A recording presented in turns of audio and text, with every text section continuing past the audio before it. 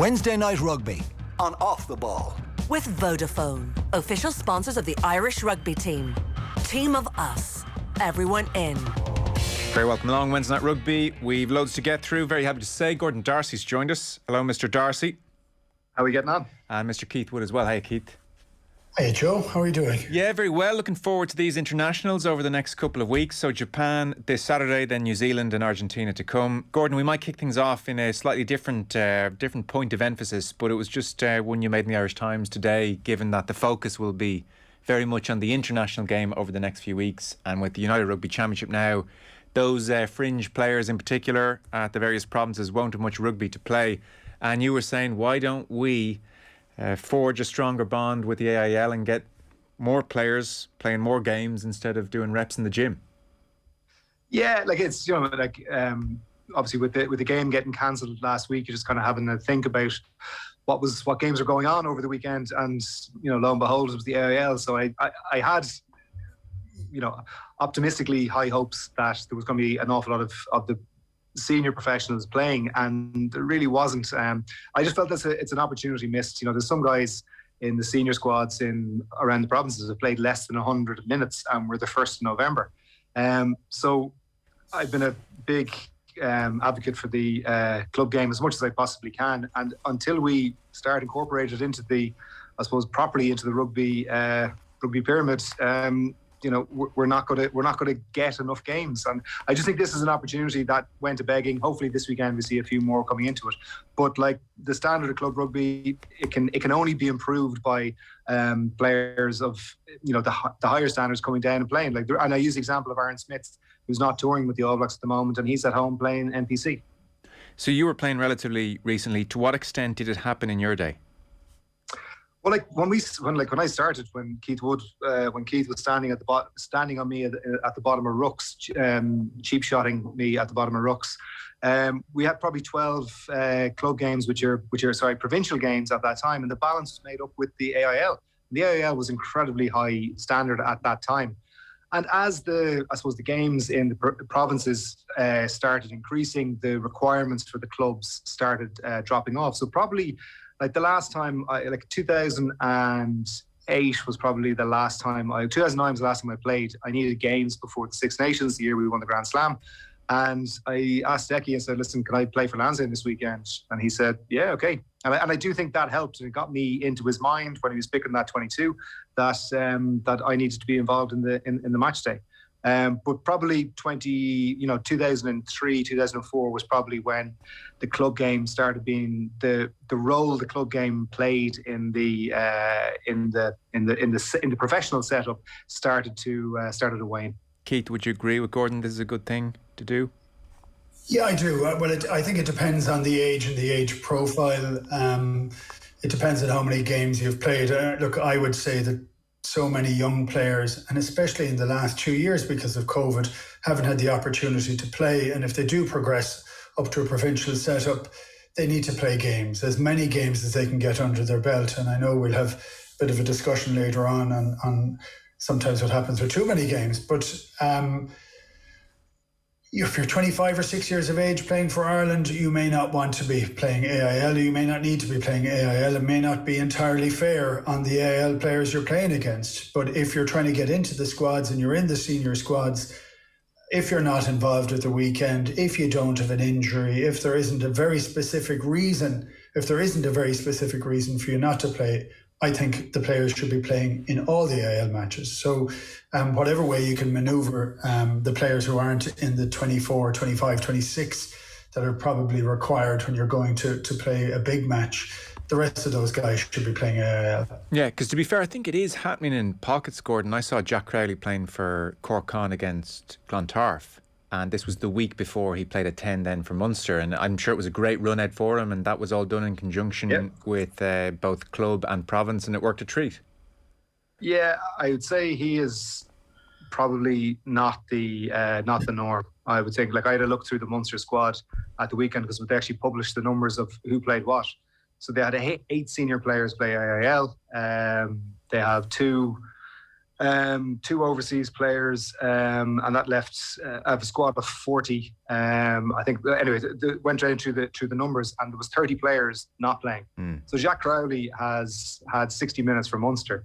If he wasn't playing for AIL, like, what's he doing? You know, and he's not the only one. Like Ben Healy has featured in 2 matchday 23s. Why wouldn't he be playing AIL? Like that's the bit I don't understand. Is the answer to that question they don't feel it's of a good enough standard to be of benefit? But they should be forcing the standard. Like, you can go in, like, you don't have to go in and, you know, try to play as you would play in a professional game. You can go in and play a different type of game that suits the way you're going to do. If you're Ben Healy going in, you know, your distribution game, you can focus on aspects. And I don't mean this in a I suppose looking down on the AIL, but if you are an elite player, you are there because you are the best of what you've done at various points. You should be able to maintain a standard very, very easily and focus on an aspect of a game that you might be able to want to develop, be it offloading, be it your kicking game, your defense, something, and that will naturally increase the game. And if you're looking down, if you're saying it's not of a high enough standard, well, then you should just be the best player on the pitch without having to really break stride. Yeah, fair point. Yeah, I would jump in on all of that too. I think we probably will see Ben Healy playing this weekend. You know, there's a good chance of that happening, and I think it's like Gary Owen Corcan this weekend could be Crowley against Ben Healy, which would make for additional spice for a game, which would be fantastic. There is that sense of it. I mean, I played a couple of AIL games when I came back and played for Munster, and at that stage there was a fairly huge jump between the standard very quickly, because you suddenly had people who were training professionally all the time. It was hard. Plus, I was at the end of my career. I didn't enjoy it. I didn't enjoy that. I played 37 games that season. I didn't really need the extra couple of games that I played AIL, you know. But that's the difference. It's the different people that are going in. But if you look at Ben Healy at his age, Jack Crowley at his age, they need to play rugby. Like, there's these guys, when they go to the end of the season, how many minutes have they racked up? How many matches have they played? Like, these guys aren't burnt out and fatigued. And of course, there's lots of training and different stresses and all that stuff. But let them play a bit of rugby. And we want everybody to get back excited in it as well. You know, so you want guys walking through the turnstiles in all the club grounds as much as you possibly can at the moment. It's still outside. It's still a great place to be. Yeah, very true. So to matters at hand, we're assuming tomorrow when the team is named, Johnny Sexton will win his 100th Test cap. Gordon Darcy, you stood just outside him for many games. I'm sure him barking at you was a theme of your life for the second half of your career. I'm curious, if we take a moment of reflection, can you remember when you realised he was a bit special? Yeah, like there's not a moment. There's just series of moments, and I suppose they grew in importance, or not importance. They just grew in value. You know, every time one of the milestones was reached. I remember his first game was down in Musgrave Park, and we got absolutely hosed by Munster.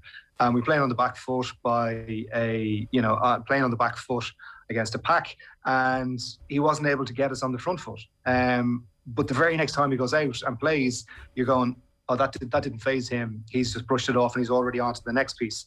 When he comes on for Felipe and hits the ground running, like it's the ability for somebody, I suppose, when you know they're special, is that when they're taking what they've done on the training field and in the most high pressure environment, just turn it on. That's when you kind of go, wow, this is pretty special. This is pretty special. Yeah. Can I ask you then, that 09 Croke Park moment, I think, is when the wider world realised. When he was jogging onto the pitch and Contepomi was going off injured, was he of a certain calibre in your estimation at that stage that you had no real worries here, that you thought, wait till everyone sees what this kid's about to do, or did you have a question mark then? I had no question marks with him, and one of the reasons why I had no question mark with him was it was probably 12, maybe it was in that season at some point, or might have been the previous season with Keith Gleeson, and Gleeson was struggling with injury at that point and was just being a little bit ratty on the field, and Sexton went for him and there was nothing. There was and we had to literally pull them off each other. And if hadn't have got in as we think punches were going to go, and it wasn't going to be this going to throw it, he was going for him. I going for your number 10 to be kind of going that passionate about what we were trying to do. And like Keith Gleeson was a pretty impressive physical specimen of that. He was a big, strong back row, and it just didn't faze him, and he just went for it. So we would have got to see all those moments like him, all the kicks, the passing. When he stood in for Felipe, the ball was where you expected it to be. Like when we had that move which I ended up scoring, which that was all built off of Brian's fade and the pass being exactly where it needed to be on Brian's fade, and then a decision out wide. Do you hit Isa short or do you go out the back to me? That pass was on the absolute money, and he had no game time to prep that. So when a guy hits the straps like that, and I think, Keith, you would have probably had much more experience with players like that. When they come on and they hit their straps almost immediately, the energy that it gives a team, because they know how good he is. Keith, I'm reading Keith Earls' book at the moment. He's going to be on the show for a chat about the book, and he has played with all the great players in Irish rugby over the last 15 years or so, and he makes a point of saying, and it's not like he was forced to, but he comes out in the book and he says the best player I played with, and he saw Peake O'Driscoll and O'Connell and whoever else you want to mention, the best player was Johnny Sexton. The rugby brain was off the charts, is what he said, as to, further to Gordon's point. And 100 caps now, the boy's done good. Yeah, but it's funny, I look at him and there's been criticisms with him over the last period of time, and that's only because we know exactly the standard that he hit. So I remember watching that game that Gordon referenced, and what I loved about it, and at a few different times in his career, actually a lot of times in his career, was he took over games. So I'd always say you want your 10 to be the boss in the field. He doesn't have to be the captain, but he has to be the guy that pulls all the strings, and that's part of it. In fact, I often think they shouldn't be captain because they've so much on their plate, but that they should pull all the strings. They should direct where the game should go. And at different times, Rog was able to do that, and the game changed towards the very end of his career, where his probing kicking game wasn't as effective anymore because people were dropping players back. It would be incredibly effective again now. But at that moment and that time, that was the right time for him. He was 24 when he really started, Sexton. But he imposed himself on an awful lot. And I would have said he gave so much to the players outside him because, and you're dead right, Keith Earls would love him. He scored an awful lot of tries at the end of his passes or the end of his plays. But there was a lot of space that was made at that moment in time. And if it wasn't on, he'd have a cut himself, and he'd a fair bit of pace at that stage. So, look, I think to get to 100 caps is it's a crazy number.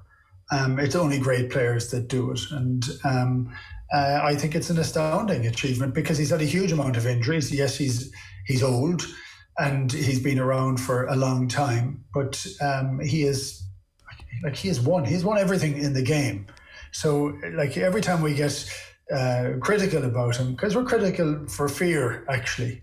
We're afraid of what's going to happen when he's not there. We're afraid of what's going to happen if we have an old out half going into a World Cup, if he doesn't have the pace and all that sort of stuff.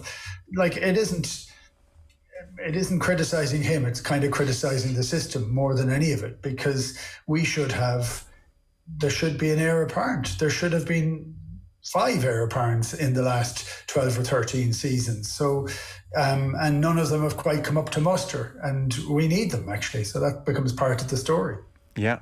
When you said won everything there, I just had a flashback to a charity night you had a couple of years ago after he had won World Player of the Year, and you were there and he was there, and there was a chat going on, and he said, he was delighted to be the only Irish player to have won World Player of the Year. And obviously we looked to, Keith's won it. And he said, no, I'm talking the modern era. Yes, I know. Yeah, he was quite happy to give me a kick in the shins when he could. I mean, he's Bolshy. All 10s are Bolshy. He backs it up. He's a pretty big guy as well. So I still wouldn't stop me giving him a little tickle in the ring if I had to.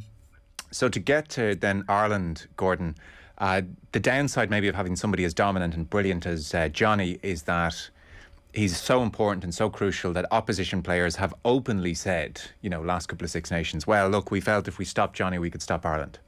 So more creativity in the side is important. That brings us to full back, but it brings us to the centres as well. Brian O'Driscoll was on with Nathan this morning, and his latest podcast, it's available exclusively on the OTB app for the next 24 hours. But he was talking about the Irish centres. No Robbie Henshaw available, certainly on Saturday and probably for the remainder of the November International. So it's looking like it'll be Bundy Aki and Ringrose. O'Driscoll was saying that, all being well and everybody being fit, Henshaw, of course, goes in at 12, and then he felt for creativity you would have Gary Ringrose in there as your best bet. But I just want to play a clip. He was talking more generally about where Ringrose is. I'd be curious to get your thoughts on the Ireland centres in a moment. It does feel that as much as we've got high expectations for Gary Ringrose, he just needs to get one rung further than where he has been. And what is it? What is it that brings him that extra rung? I think probably bringing in other players. As I said, for me, the only hang-up that I look at is that if in doubt, he tucks and goes himself. I think there's still an ability to be able to pass and trail and link play up a little bit more. But when he's at his best, when he's fit and strong and elusive, you see how many tries he does pick up for Leinster, less so for Ireland. But that's just about having a big engine, about reading the game well, about being a support runner rather than being the focal point yourself, of ducking back inside. Throw the pass. And one thing I did watch with Japan is their comfort in throwing the pass to one another in traffic, in close proximity. I think that is a really impressive trait of theirs, that they never get scared into tucking and going and taking the easy option as defences We spoke about wanted. that a lot in 2019 as well, that Japan were doing that. Is that just a skill set issue, or is that a mindset issue? I think it's probably a bit of both. I must say, I watching the summer as well, I think the quality of passing and the ability to do that from Ireland has improved. I think the offloading game has undoubtedly improved. Their willingness to look for the pass, even though it mightn't always be on. Passing under pressure, making sure that a ball is out in front. These are small aspects and important aspects you might take for granted, but you don't always get it. So I do think that there were really positive traits from the two summer games, albeit there was lots of errors mixed in there as well. So what is it? I think it's just a practice piece, but it's all well and good doing it against opposition in Carton House or in the the new facility, but you've got to do it against top quality opposition that are really pressing hard. And whatever about the way Japan defend, New Zealand's defensive setup has changed dramatically. They're having shooters, they're having guys squaring up from the outside in, reading through. So you're going to have to really get your passing game on point to make sure that you're going to break down and get the edges if they present themselves.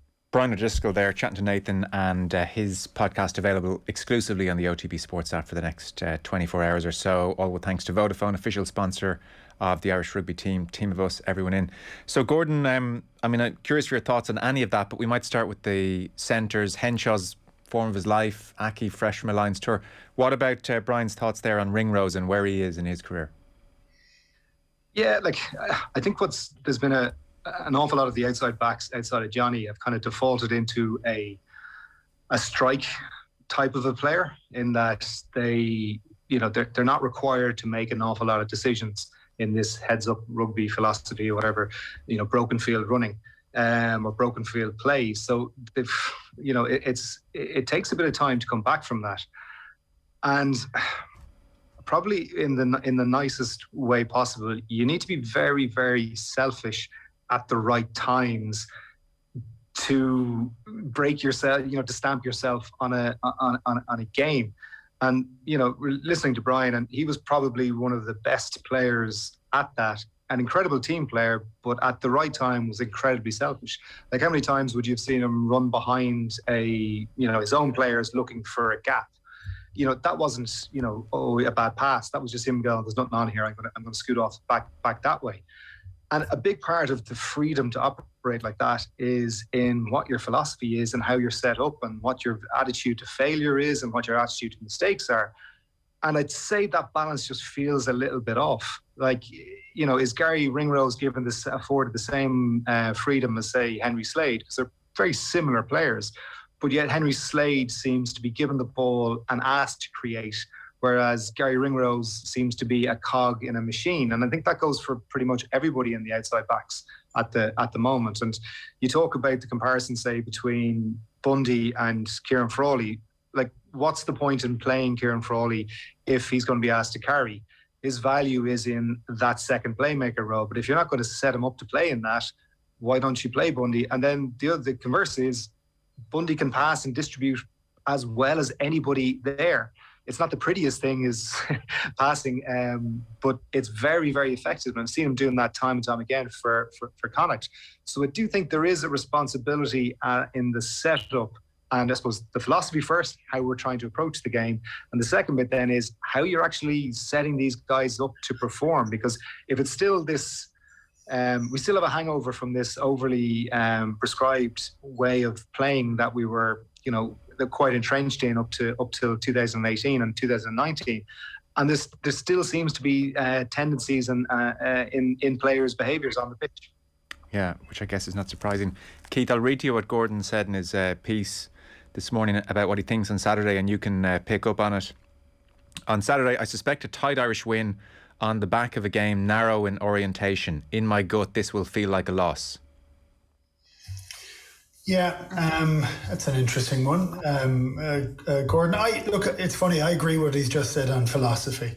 I don't think we have a philosophy to play the game as we see it in front of us. We still have the philosophy of manoeuvring our way into strike moves that function. And it's funny, I don't see Bundy as the playmaker, even though I know he has the skills. It isn't his first natural thought.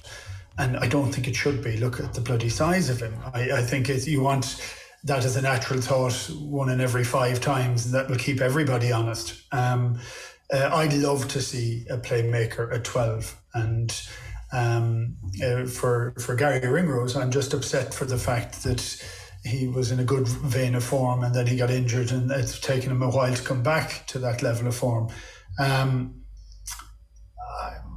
Like I keep wanting to ask a question about Johnny because of his influence that he has on this game.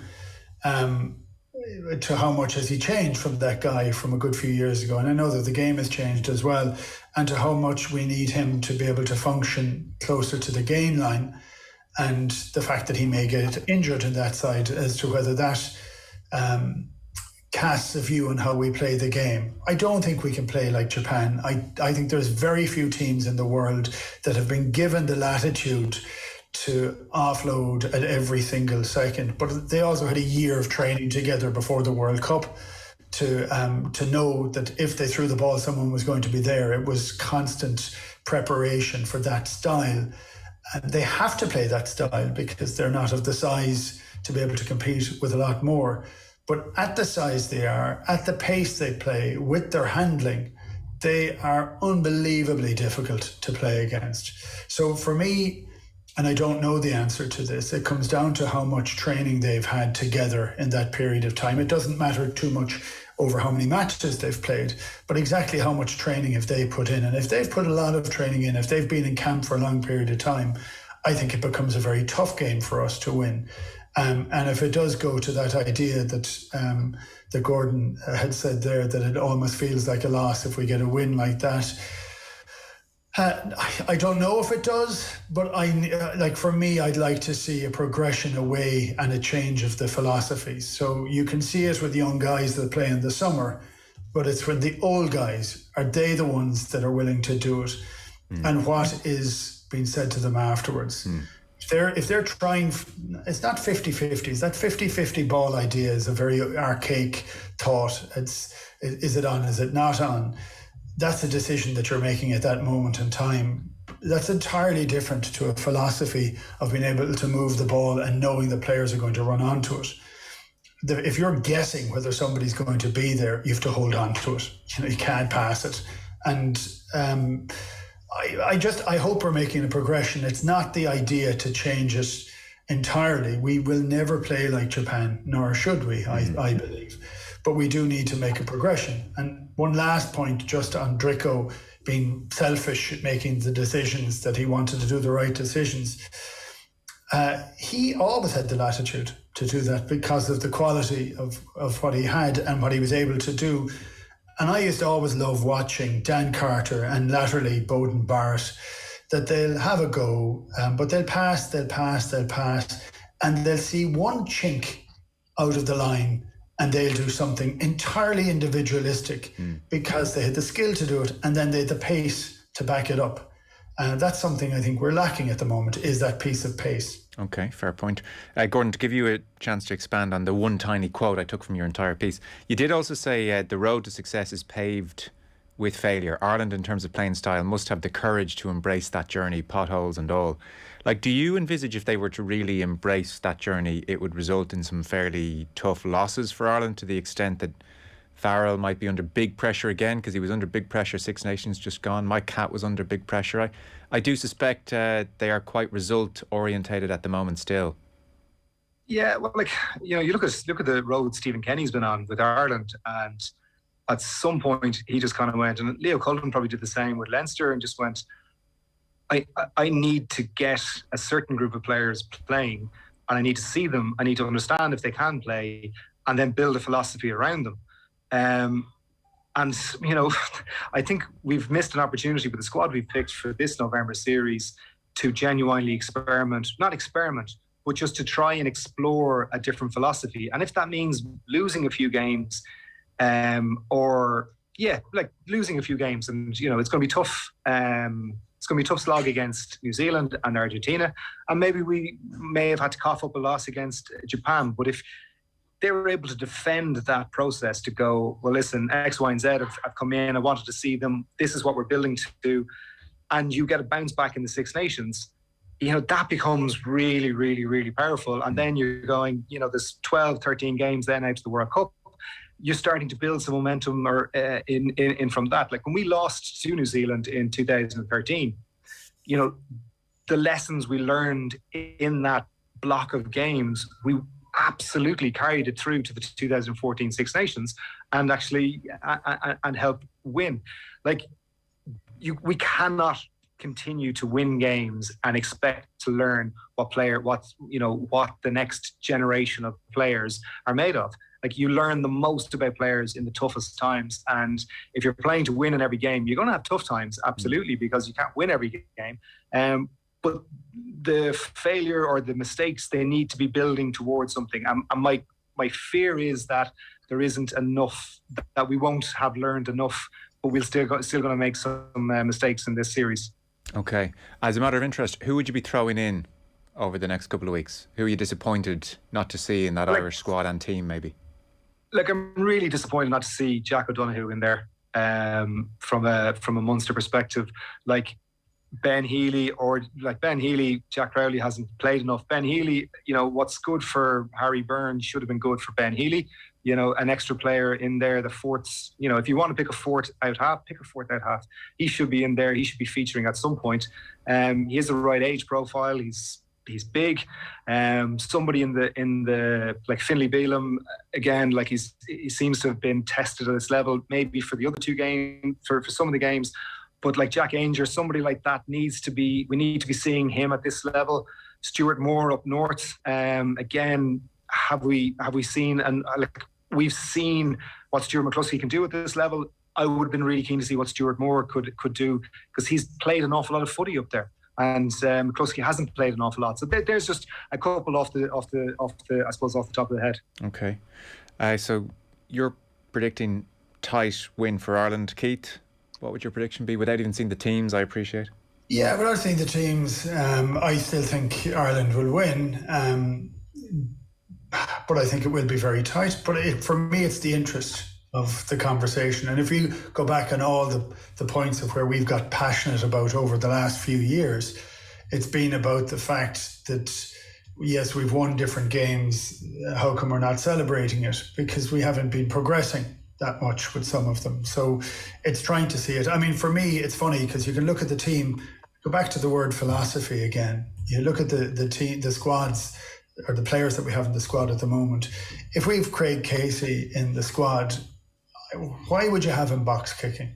I mean, that's the view that I would put on it. You'd want him, he's fast, he's rushing around the place, he is causing a bit of confusion for defensive setup because he likes to have a little bit of a cut. But if he's slowing things down, then I know we're doing something wrong. And we've had that a bit in Munster, where it's slow it down. We need, every other team seems to be speeding it up. And the reason for slowing it down in the past was to get a good box kick in the air with a very fair competition, 1 against 1. Well, that competition is now gone. There's more interference that runs between the kicker and the ball and the guy jumping into it. It's never 1 against 1 anymore. And so that your likelihood of getting the ball back has diminished heavily. So there are things that need to change. For me, it's how do we step out onto the field? How do we play? What level of independence is there in our thinking? Okay, well, we'll watch all that with interest. We'll finish on the most important story, really, which is Carl Hayman, just 41 years of age. I mean, we're talking about a superstar name here, 45 tests with the All Blacks, 3 European Cups with Toulon for a time, rumoured to be the highest paid player in the world, and retired maybe 5-6 years ago. He has been diagnosed with early onset dementia and probable CTE as well, and he is joining that class action against World Rugby, which consists of about 150 players at most recent count. Gave an extraordinary interview, which is just shocking and awful, and any other adjective you want to throw at it, to be honest. So he says, in advance of the diagnosis, I spent several years thinking I was going crazy. At one stage, that's genuinely what I thought. It was the constant headaches and all of these things going on that I couldn't understand. He reckons across his 450 games and 17-year career and all the training sessions that there were 150,000 sub-concussive knocks. He doesn't think he had a ton of concussions across his career, but the sub-concussive blows obviously accumulate and do their damage. So his symptoms began as playing days were winding down. His life started to spiral, is what he said. The headaches were the start. They were something that kept getting worse over time. I was waking up daily with a constant headache at various levels that never really goes away. I started having substantial memory issues. I was trying to get a passport for my son. I couldn't remember his middle name, which was a significant moment. I was searching around for it in my mind for a good 25 seconds, and I had to go, I'm really sorry, I've forgotten, to the person on the phone trying to do the passport. I've forgotten my son's name. Said I had temper issues. Definitely, and then at this point in my life, it led down the track to what I consider alcohol abuse. I'd always enjoyed a beer with the boys, but at this point I began drinking more. I didn't know what was going on. Drinking brought a little bit of an escape for a certain amount of time. It would temporarily alleviate the symptoms somewhat, but then, as you can imagine, the next day things would go back to how they felt before, if not worse. His marriage broke down. On one occasion there was an incident of domestic violence, and there was a suspended prison sentence handed down. He said, and he expressed huge regret around this, I'm not an angry person, but I was in a deep, dark place. Unfortunately, I'll have to carry that with me forever. Daily suicidal thoughts for a period. He's currently living in New Zealand now with his new partner. And just a final quote, as time's gone on, it's become more apparent that the symptoms are those related to CTE injuries, memory loss, anxiety, anger, depression, alcohol abuse. Recently, I've had head spins and get tongue-tied and find it difficult to find the right words in the first place. End quote. Gordon, this guy's of your generation. I mean, it's just shocking. Yeah, he's the same age as me. And it's, and I've got over 350 games. Like, every time I see this, I toured with Steve Thompson, these guys, and I know all of them, played against all of them, and I get quite emotional about it because, like, we all shared the field together with the best intentions and what we hoped was the safest. We had, everything that was going on around us, and I still worry that, you're not out of the woods. You're just like going, because there's nothing you can do now. It's just a waiting game. And every time I hear a story like this and I hear something like this, I get really, really emotional. I get worried. I get scared about it because it's a life sentence for these players, and it's not what rugby is about. And and this is a really, really horrible byproduct of the game, and it's deeply troubling, and it keeps me awake at night. Does it? Yeah, right. Because I mean, you'd be one of those players. I would associate it stupidly with maybe forwards being more at risk, but I guess you're as likely to have those moments of being tackled and that bit of whiplash effect. So I can see how it would cross your mind for sure. Yeah, well, Dan Scarborough, he's joined that class out. He's a winger. And again, I played a Legends game against him a couple of years ago, and salt of the earth, one of the nicest men you're ever likely to meet, and that absolutely blew me away. And it's everything is in perfect view in hindsight. What is this? Hindsight is perfect. It's 20/20 vision. So yeah, you go back, you look at things, and you go, should you have played on? Should you have not played on? At the time, the expectation, the culture was get up, get on with it. If you're not dead, get back in the line. And that's the world we operated in. And there's a group of players who are really paying a heavy price. And there isn't a silver lining for those players. There is going to be a silver lining for the next generation that come through. But these guys are paying a heavy toll for people, for everybody's safety. And it's brutally not fair. Yeah. Keith? Yeah, look, it's incredibly harrowing to read those comments from Carl. I never played against him, and he's 8 or 9 years younger than me. But when you're looking at this and the case that's happening, there are so many players, and it's whether the case can hold up to scrutiny, whether. But by the looks of it, there's so many players that seem to be affected by it, and whether that's down to other parts of their life or down to the game or down to every single thing. When I look and listen to a player again, as Gordon has said, that played the game that we loved so much, what does World Rugby have to do at this present moment in time to make certain that the game can be safe? And I think there is a recognition, and was a recognition, that rugby was tough. It's always very tough. It's always been very tough.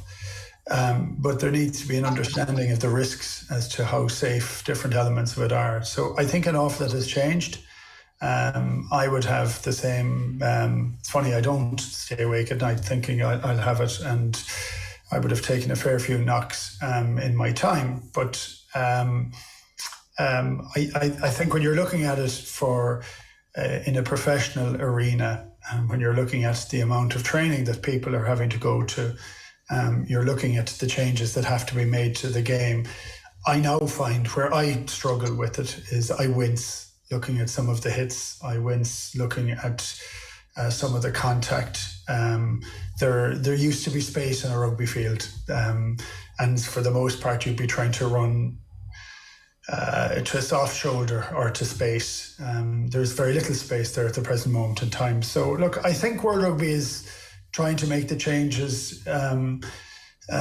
Whether they're ever going to be good enough and total enough to get rid of all risk from it, I don't believe it will. No. And I think that this is part and parcel of playing a highly competitive physical sport.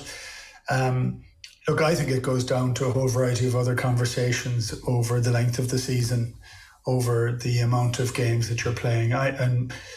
Ger Gilroy and I have kind of argued this toss on this for a long time over 17 or 20 matches in a NFL season for a very professional sport, and yet that's over 20 weeks. And whereas your rugby is over nearly 50 weeks, or was 52 weeks last season, which is kind of mad. So there doesn't seem to be any respite. So I don't know. I mean, we have to follow the science, and we have to hope that the science will lead itself to making certain none of this happens again. But all you can have actually sympathy for the guys that are coming out of this. I mean, not knowing the name of your child is pretty horrendous stuff. Yeah, I think that's the bottom line here. It's for the generation that are suffering now. There's no real silver lining, as Gordon said, no real consolation. The current situation, I'm sure people are equally interested in. Obviously, return to play protocols have been a big issue for the last couple of years. The most recent development was in September when World Rugby issued guidelines around reducing contact in training, including limiting full contact, for instance, 15 minutes per week or 40 minutes controlled contact using tackle shields and pads and so on, 30 minutes of live set piece training per week, line-out scrums and mauls at high intensity. So those guidelines are in. They're just guidelines at the moment. They could well be mandated, is the word, in order to compete at the next World Cup. So that is where we are. And the scientific basis behind those number of minutes is maybe a piece we should do at some stage over the next couple of weeks. But gents, we're out of time. Yes, sorry, Gordon. Okay. Shoot.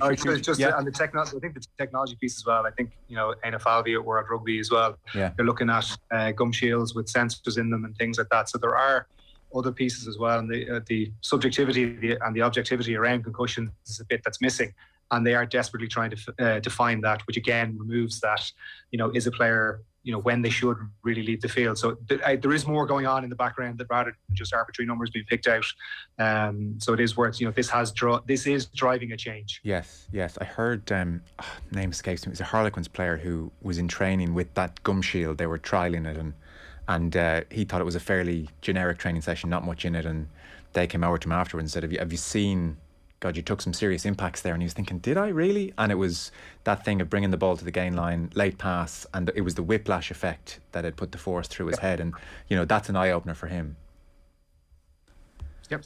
So we'll talk about it again, unfortunately, I suspect. Gordon Darcy, thank you very much. Appreciate it, Gordon. Thanks, guys. Keith, thanks a million. Cheers, gents.